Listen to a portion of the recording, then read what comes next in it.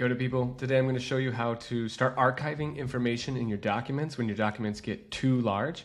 It's kind of a flexible and powerful system where you can archive information but still keep it active and query that data in your document. So first of all, I'm just going to show you an example and then we'll dive into how it works. Notice here I have a table with 832 rows. These are random people with some data. Right now I'm going to choose to archive every row that is currently in August. I'm going to archive it. Now I have 744 rows, but you can tell that that data is still accessible in our archive table. Here's all of our August 2021 data. I can see it all here. I can even query it to see example of the average age in August, the average age overall, and I can even recover these rows and push them back into the table. If I come back here, my August rows will still be back in this table now. So let's start diving in to see how this is done. All right, so this is essentially a two-step process. Step one, you're gonna log all your information in the archive table. And step two, you're gonna delete all these rows applicably. So first, let's just look at logging these rows. What you need to do is create a digest column. I call it CSV digest because it is in the style of a CSV file. Notice it's taking the information from this row, the name, age, birthday, icon, animal, salary, and email, and it's putting that information here in the digest. So you create this with a format. So you can see format, I'm saying I want 1, 2, 3, 4, 5, 6. And what you're gonna do is then just in the first space, you're gonna put name, age, birthday, icon, animal, and salary. I'm not putting an email, but you could if you would like. So next, we've got to be able to grab that information. And how we're going to do that is with a join formula. So let's go to a simple table to kind of show you what's happening. Let's say I have a table of names. So here we go.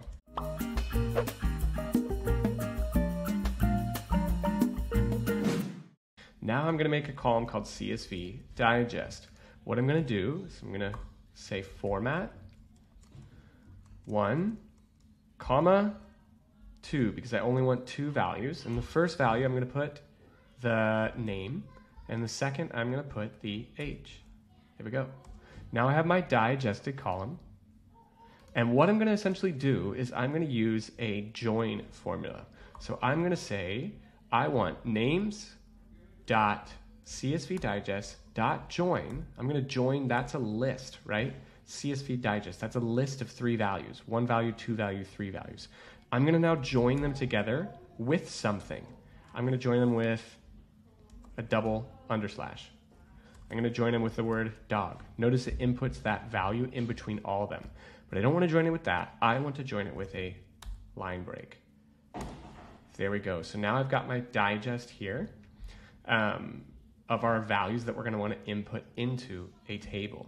In my example, I'm only archiving a month at a time, so I'll show you how to quickly look and filter out a table and get that digest as well.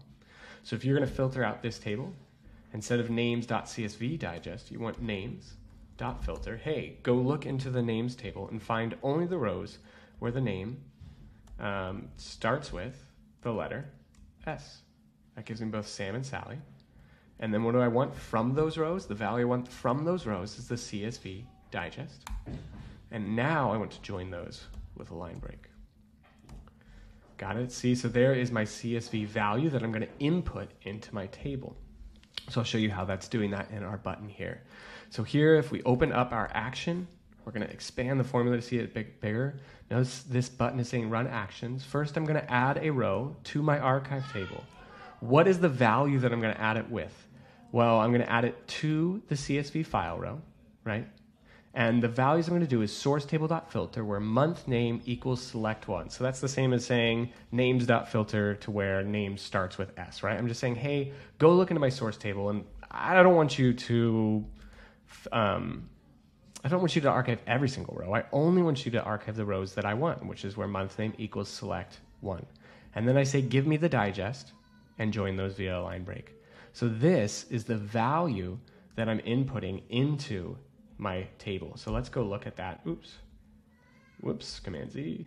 Let's go look at that on the canvas before so we can kind of break this formula apart and see how it's working, right? So let's do this. Equals source table.filter to where month name equals select one, right? So here is it in long form. Now I have all these values. These are the values from, and let's take a look at it. Values from table. Here's equal to select one from August. Values from August, right? And then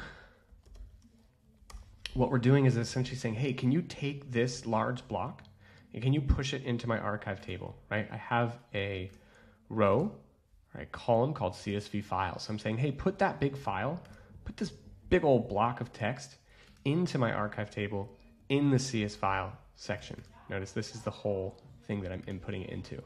So if we go back and we look here, notice how that just changes, right? If I go January, I can go now and here's the rows, kind of highlighting, hey, here's the rows you're about to archive. Watch out, this is January, January, January. You'll see this is now pulling from January, right? 1/16/2021. And what it's doing, so I told you originally there was two steps, right? Number one is input that data into the archive table. And two, what you're gonna do next is you're gonna delete all those rows. So that's what's happening here. Right here, we have number one. This is simply inputting data into the archive table. And number two, the second action, the second thing I want to do is delete rows. Hey, now that I've actually saved all this information in my archive table, I want you to go and I want you to delete those rows from this table. So it's saving room.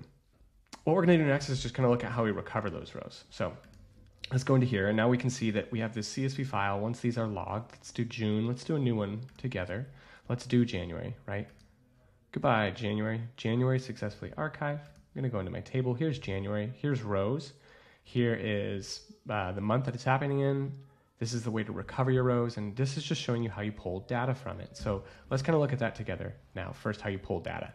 So first, you can see that the data is in here. Here's all the people from January that we just archived. We can tell that there are 79 rows from January, right? How do we do that? Well, let's look at the formula. CSV file, I'm saying take that big column over here called CSV file, and I want you to split. If you're not sure what split is, I got some more documentation in the comments of this video. But I'm saying, hey, split this, turn it into an actual list, and split it based off the line break, and then count it. So just tell me how many lines are in here, right? Saying, hey, there's 86 lines here, 81 and 79 here. You can also then split it again, and you can access that value. So right now, at first I just said, hey, split it here and here. So these are distinct values. But what you can do again is you can say, hey, I want you to split it again, but split it at the comma to give me each individual value. So notice my age, the name comes first, and then the age, that value, 29, 3, 73, that's their age, that comes separate. So how do we access their average age? Well, this row, dot parsed, formula map, current value, dot unth2. So this is the part we really want to look at, current value, dot unth2. What this is doing, this parsed, is just taking that and saying, hey, split this at the comma. Just turn basically each value into an original row, but give me the second thing in there, right? Unth2 gives you the second thing. Boom, boom, boom, right? So if I go, we can look at parsed, what that's doing.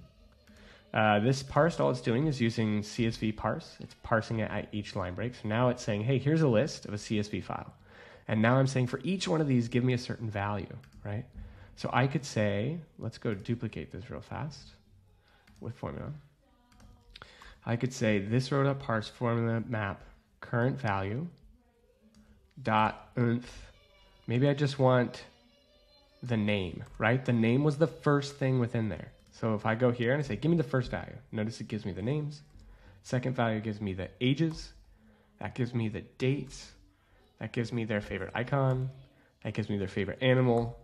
And that gives me their salary. So that is giving me that unth is saying, hey, access a certain part of this list, a certain value, a certain number. So that's what that's doing. And there's one more piece before you go. It's really important. And if you don't listen to this, your whole thing's going to break. Essentially, let's keep these two. What the CSV parsing is doing and is doing here, right? Average age. Current value dot to number two. What this is doing is it's parsing it based off of line breaks and commas. Oftentimes we want to parse this off of a comma, right? So let's go here and let's say hide this, and I want to say it's equal to CSV file dot split on the line break. So hey, now I've split this into each individual lines. Now I'm going to say formula map. Now to each one of those things, I want to do something else. I want to take the current value and I want to split it at the comma, because that's supposed to be our delimiter, the thing that's supposed to separate it, right? And then I'm going to say dot last. Okay. So here you go. This is giving us their salary, but this is going to be an issue. This is going to be a problem, because if we're splitting off the comma, sometimes your values in your tables have commas in them, right? If I go here, these have commas in them. So that's going to start reading as a different values. The last thing you really want to do is in your digest, if there's any of these columns that might have commas in them, such as salary, you want to replace it with a different character. So down here, I know that my salary might contain a comma. So I'm saying, hey, to the salary value, regex replace any commas with this weird squiggly line, because that I know I'm not going to have that anywhere else in my table, right? So notice how it's replacing 48,415 with a squiggly line. And then you do the opposite when you recover them. So if I go here, let's delete this. If I'm going to recover my rows, what I want to do is take this, and when I recover it, I'm saying current value dot int6. So take my sixth value in each list, right, which is the salary, and replace the squiggly line with a comma so it reads back correctly, right? Because here you'll see that I have all these squiggly lines. Matthew Smith, right, is in here with 56,000. Let's recover him real fast and make sure that he comes back normally. Where are you? Here we go. So now we'll go look for Matthew Smith. There's Matthew Smith with 56,000, so he's been replaced with a comma. If you want to get this template for yourself, or if you'd like to learn more about the formulas I show, take a look in the comments.